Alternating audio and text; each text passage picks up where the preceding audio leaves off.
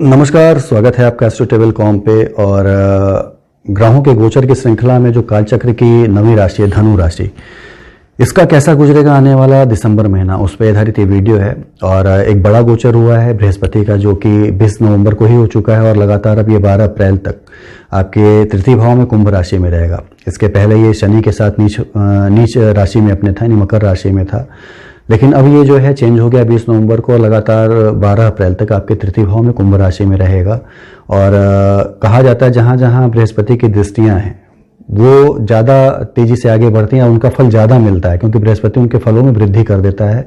जिस भाव में वो रहता है उससे ज़्यादा वृद्धि वो जहाँ जहाँ दृष्टि डालता है वहाँ की करता है। तो इसकी 3 दृष्टियाँ विशेष रूप से प्रभावी होती हैं, जो कि आपके लिए बड़े ही अच्छे फल लेके आएंगे, 5वीं, 7वीं और 9वीं दृष्टि। तो पंचम दृष्टि जो है आपके सप्तम भाव पे पड़ रही है, 7वीं दृष्टि आपके भाग्य भाव पे पड़ रही है और 9वीं आपके लाभ पे पड़ रही है। तो सप्तम भाव कह लें, 9वां भाव कह लें और लाभ भाव, ये जब आपका बेहतर कर दिया बृहस्पति ने, तो मान के चले कि चीज़ें पाने में फिर, यानी आप जो कर्म कर रहे हैं, जो पाना चाह रहे हैं, जहाँ पहुँचना चाह रहे हैं जिस लक्ष्य पे, उनमें कोई संशय नहीं कि आप ना पहुँच पाएँ। तो एक बेहतर कंडीशन उसने बना दिया और निश्चित रूप से सफलतादायक एक गोचर आप कह सकते हैं। हालांकि बृहस्पति जो है इस अवधि में, यानी 20 नवंबर से लेकर 12 अप्रैल तक की अवधि में 3 अलग अलग नक्षत्रों में गोचर करेगा। यानी पहले ये जो है 20 नवंबर से लेकर 1 जनवरी तक घनिष्ठा नक्षत्र में गोचर करेगा, मंगल का नक्षत्र है ये। और उसके बाद शतभिषा नक्षत्र में गोचर करेगा, जो कि राहु का है, वो 1 जनवरी से लेकर 1 मार्च तक कह सकते हैं। और उसके बाद फिर 1 मार्च से लेकर करीब 30 अप्रैल तक, हालांकि 12 अप्रैल तक ही बृहस्पति का गोचर है, लेकिन फिर भी 30 अप्रैल तक ये अपने खुद के नक्षत्र यानी पूर्वा भाद्रपद नक्षत्र में गोचर करेगा। तो अलग अलग नक्षत्रों में गोचर का भी अलग अलग फल मिलेगा, लेकिन ओवरऑल देखा जाए तो बहुत ही बेहतर परिणाम है। और निश्चित रूप से बढ़ोतरी होने वाली, खासतौर से 7th हाउस पर दृष्टि 5वीं होगी, यानी आपका व्यापार बढ़ना, व्यवसाय बढ़ना, मैरिड लाइफ में एक अच्छी कंपेटेबिलिटी बने रहना, बिजनेस पार्टनर के साथ एक अच्छी स्थिति बने रहना, साथ ही साथ आपके भाग्य में वृद्धि होना। जब 7वें पे इसकी दृष्टि रहेगी तो भाग्य आपका बढ़ेगा और नौकरियां मिलने में आसानी होना, और भाग्यवश जो है उन चीज़ों को पा लेना जिसके लिए कि आप बहुत समय से लगे हुए थे, उन चीज़ें नहीं मिल पा रही थी। पिता से अच्छे रिलेशन आपके बने रहना, ये सारी चीज़ें बृहस्पति यहाँ पे देगा। और लाभ पे दृष्टि का मतलब है कि बड़े भाई बहनों से लाभ मिलना, सांसारिक उपभोगों में आपको लाभ मिलना और लाभ में वृद्धि होना, ये सारी चीज़ें दिखाता है बृहस्पति का ये गोचर जो है। तो बेहतर परिणाम मिलने की संभावना है, अच्छी चीज़ें मिलने की संभावनाएं हैं। घनिष्ठा नक्षत्र में जब ये रहेगा तो मंगल का नक्षत्र है, मंगल आपके जो है 12th हाउस में रहेगा। हालांकि आपके खर्चों में बढ़ोतरी होगी, आपके छोटे भाई बहनों पे हो सकता है आपके खर्चे बढ़ जाएं, लेकिन फिर भी चीज़ें बेहतर मिलेंगी कह सकते हैं। जमीन जायदाद बनाने, यात्राएं करने, विदेश यात्राएं करने, इन सारी चीज़ों में सहयोग आपको बृहस्पति यहाँ पे देगा घनिष्ठा नक्षत्र में होके। और अचल संपत्तियाँ बनाने में आपका सहयोग जरूर करेगा बृहस्पति यहाँ पे। राहु के नक्षत्र शतभिषा में जब होगा ये 1 जनवरी से लेकर 1 मार्च तक, तो मान के चलिए थोड़ी बहुत रोग शोक की संभावनाएं बढ़ा देगा यहाँ पे, मतिभ्रम कर सकता है, दिग्भ्रमित कर सकता है आपको, बहुत अच्छी कंडीशन आपके लिए नहीं देगा। राहु चूंकि आपका जो कह सकते हैं आपके छठे भाव में, तो बीमारियां बढ़ाना, खासतौर से पेट, लीवर, किडनी, इनसे संबंधित बीमारियां बढ़ाना बृहस्पति यहाँ पे कर सकता है, क्योंकि उस पर दृष्टि भी नहीं है। मंगल, सूर्य, केतु सभी की दृष्टि भी आपके छठे भाव पे है। तो ये अवधि जो है निश्चित रूप से आपको परेशान कर सकती है। हालांकि ये दिसंबर के बाद की अवधि है, 1 जनवरी से 1 मार्च, लेकिन फिर भी बृहस्पति के गोचर की बात हो रही थी, तो एक सब्जेक्ट ये भी है, बताया जा सकता है थोड़ा कुछ इस पे।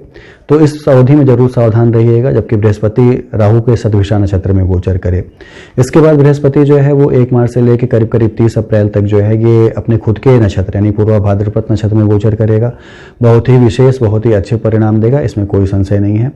विदेश यात्राओं के विशेष योग बनेंगे निश्चित रूप से आपके लिए। आप निश्चित रूप से यदि कोई नौकरी पाना चाहते हैं, घूमने जाना चाहते हैं, तो ये अवधियां जो हैं, यानी 20 नवंबर से 1 जनवरी और 1 मार्च से 30 अप्रैल, ये जो है बहुत ही बेहतर आपके लिए रहेंगे कह सकते हैं आप। बाकी बृहस्पति का ओवरऑल एक प्रेडिक्शन देखा जाए तो आपके लिए बेहतर है, पराक्रम में वृद्धि करना आपके। हालांकि आपको व्यर्थ के झगड़ों में पड़ने की सलाह नहीं दी जाएगी, क्योंकि मंगल आपका जो है वो 12th हाउस में है और बृहस्पति 3rd हाउस में है। 3rd हाउस में होकर भी ये नुकसान ही करता है उस हाउस का। तो पराक्रम में बेकार के पड़ने से कोर्ट केस होना, कचहरी में फंसना या झगड़े हो जाना व्यर्थ के, ये सारी चीज़ें घटित हो सकती हैं। तो पराक्रम उतना ही दिखाए जितना जरूरी हो, बाकी चीज़ें करने की जरूरत नहीं है। बृहस्पति बहुत ही बेहतरीन फल देगा, इसमें कोई संशय नहीं है। बाकी गोचरों की बात कर लें, शुक्र की, बुध की, सूर्य की, मंगल की, तो ये गोचर भी होने वाले हैं। सूर्य जो है मंगल के साथ जो है यहाँ पे आपके 12th हाउस में रहेगा और केतु के साथ अंगारक दोष भी बना के रहेगा। तो जो आपका 12th हाउस है वो प्रभावित है और सभी की सम्मिलित दृष्टियां जो है छठे भाव पे हैं, तो व्यर्थ के खर्चे, बीमारी पे व्यर्थ के खर्चे ये जरूर करा सकता है। हेल्थ वाइज बहुत ही सजग रहना होगा, चोट चपेट वाइज बहुत सजग रहना होगा, तभी चीज़ें जो है बेहतर रहेंगी। 12th हाउस में मंगारक दोष का मतलब है अचानक से बड़े खर्चे हो जाना, अचानक से कोई चीज़ आपने खरीदी थी जो कि खराब हो गई, अचानक से कोई चीज़ आप जहाँ नहीं जाना चाहते थे आपको जाना पड़ा, ये सारे खर्चे आपके होंगे, तो इससे सावधान रहना होगा। हालांकि सूर्य जो है 14 नवंबर के बाद से फिर धनु राशि में आ जाएगा, बुध के साथ बुधादित्य योग बना लेगा, लेकिन फिलहाल 14 दिसंबर तक बहुत अच्छी कंडीशन नहीं रहेगी कह सकते हैं। तो थोड़ा प्रयास करना होगा कि इनसे बचे रहें। जहां बृहस्पति बहुत सहयोग करेगा आपका, बहुत ही आपके कर्म कराएगा, आपसे कह सकते हैं आपको आगे ले जाएगा, वहां ये दोनों ग्रह जो है आपको पूरे फलीभूत आपके लिए नहीं हो रहे हैं। तो आराधना करनी होगी, पूजा करनी होगी, पूजा पाठ करना निश्चित रूप से निहायत ही जरूरी है।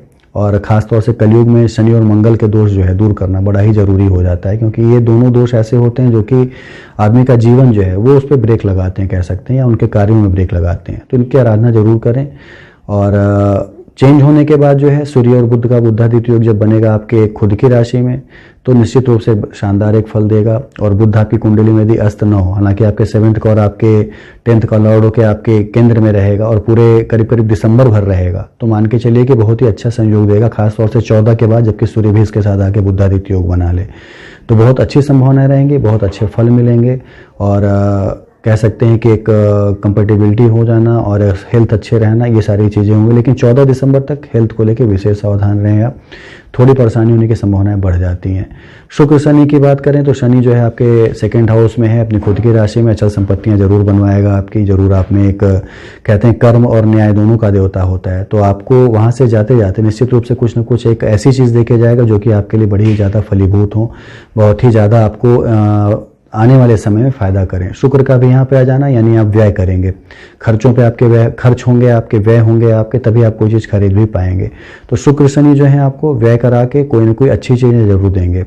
और भोग विलास से थोड़ी रुचि कम रखिएगा, क्योंकि शुक्र शनि जब भी एक साथ जुड़ते हैं तो मान के चलिए कि व्यक्ति जो होता है वो खर्च जो होता है वो परफ्यूम पे कह लें, जूतों पर कह लें, कपड़ों पे कह लें, मदिरा पान करेगा, मांस पे कह लें, इन सब चीज़ों पे व्यय करने लगता है वो।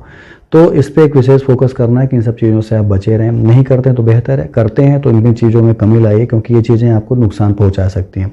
जो हेल्थ खराब होने की बात हो रही है कि आपका हेल्थ बिगड़ सकता है, हो सकता है खान पान में अतिरेक से भी पेट की प्रॉब्लम हो जाए, तो बेहतर कंडीशन बनानी है तो अपने आप पे नियंत्रण रखिएगा और खान पान में अतिरेक से बचिएगा, तो चीज़ें बेहतर की रहेंगे शुक्र और शनि का ये गोचर भी। तो ओवरऑल देखा जाए तो थोड़ा हेल्थ वाइज प्रॉब्लम के अलावा बाकी कोई और समस्या नहीं है। स्टूडेंट्स के लिए भी कह लें तो बहुत बेहतर कंडीशन नहीं है। आपके पंचम का लॉर्ड जो है वो चला गया है आपके 12th हाउस में।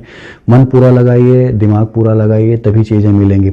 भाग्य बस बैठ के पाने का प्रयास मत करिए कि भाग्य अच्छा है तो मैं पालूंगा, बृहस्पति सपोर्ट कर रहा है तो मैं पालूंगा। बृहस्पति नो डाउट सपोर्ट कर रहा है, आपके पंचम दृष्टि से आपके 7वें भाव को भी कर रहा है और सप्तम दृष्टि से आपके 9वें भाव को भी कर रहा है, लेकिन भाग्य भरोसे बैठ के कर्म छोड़ देना ये उचित नहीं है।